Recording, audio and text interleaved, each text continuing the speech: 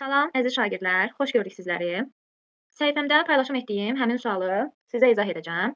Demək olar ki, hər axşam sizə dəstək məqsədi ilə sual izahları paylaşım edəcəm. Ona görə də səhifəmi izləməkdə qalın. Deyir, ədədlərdən hansı rasionaldır? Baxırıq variantlara.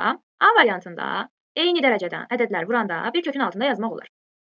Bu edir kök altında 6. Bilir ki, kök altında 6 kökdən azad oluna bilmir. İrrasionaldır. B variantına baxırıq. Eyni dərəcədədirsə, hər iki kök sürət və məxrəcdən söhbət gedir. Bir kökün altında yazmaq olar.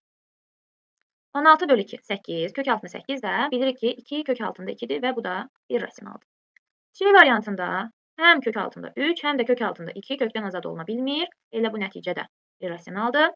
D variantında kök altında 8-i 2 kök altında 2 kimi göstərsək, ondan kök altında 2-ni də çıxsaq, nəticə nə olur? Kök altında 2 yenə irrasionaldır.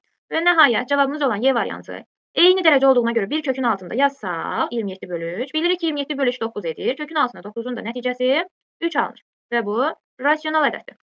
Ona görə də cavabımız olacaq Y variantı.